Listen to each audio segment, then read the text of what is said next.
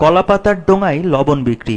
অন্তর্বর্তী সরকার ক্ষমতা গ্রহণের পর থেকেই বাজারে পলিথিন ব্যাগ নিষিদ্ধের বিষয়ে বেশ সোচ্চার।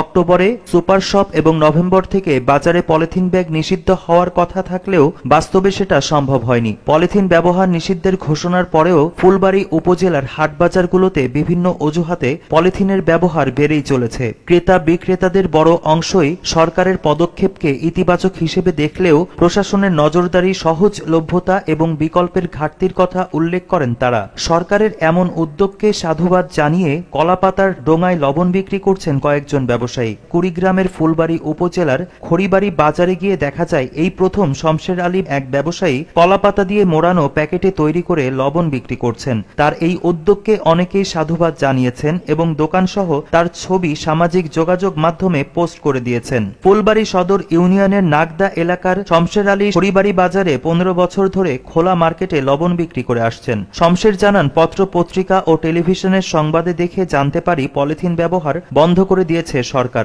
তাই আমি নিজ উদ্যোগে কলাপাতা দিয়ে মোড়ানো 1 কেজি লবণের প্যাকেট বিক্রি করতে শুরু করি। কলাপাতার লবণের প্যাকেট করায় বিক্রি কমছে কিনা এমন প্রশ্নে তিনি জানান, অনেকেই সাধুবাদ জানিয়ে লবণ ক্রয় করছেন। বিক্রিও অনেক বেড়েছে। আমাকে দেখে পাশের ব্যবসায়ীরাও কলাপাতা ব্যবহার শুরু করেছে। খড়িবাড়ি বাজারের ব্যবসায়ী রুহুল আমিন জানান, এই পদ্ধতি ধরে রাখতে সবাই এগিয়ে এলে পলিথিনের ব্যবহার কমবে। রাবাইতারি স্কুল অ্যান্ড কলেজের অধ্যক্ষ রেজাউল হক জানান, সামাজিক যোগাযোগে ফেসবুকে কলাপাতার ডোঙায় লবণ বিক্রি করতে দেখে অত্যন্ত ভালো লেগেছে। এই সাধারণ দৃশ্যটি আজ 40 থেকে 45 বছর আগে সব ব্যবসায়ী ক্রেতা বিক্রেতারা ব্যবহার করতেন। এরপর আস্তে আস্তে একেবারেই বিলুপ্ত হয়ে যায়। আজ হঠাৎ কলাপাতা মোড়ানো লবণের প্যাকেট দেখে অত্যন্ত ভালো লাগলো। এটি সত্যি পরিবেশ বান্ধব। কলাপাতার ডোঙায় লবণ বিক্রি। অন্তর্বর্তী সরকার ক্ষমতা গ্রহণের পর থেকেই বাজারে পলিথিন ব্যাগ নিষিদ্ধের বিষয়ে বেশ সোচ্চার।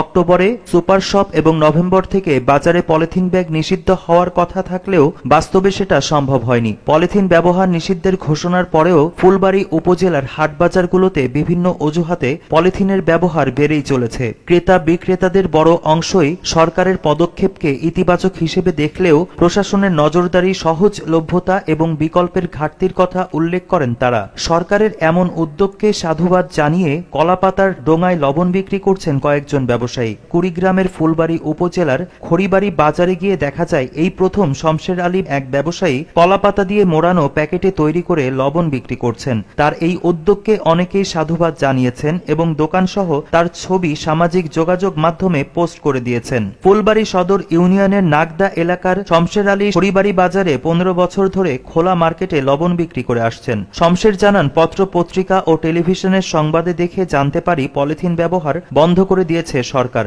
তাই আমি নিজ উদ্যোগে কলাপাতা দিয়ে মোড়ানো 1 কেজি লবণের প্যাকেট বিক্রি করতে শুরু করি। কলাপাতার লবণের প্যাকেট করায় বিক্রি কমছে কিনা এমন প্রশ্নে তিনি জানান, অনেকেই সাধুবাদ জানিয়ে লবণ ক্রয় করছেন। বিক্রিও অনেক বেড়েছে।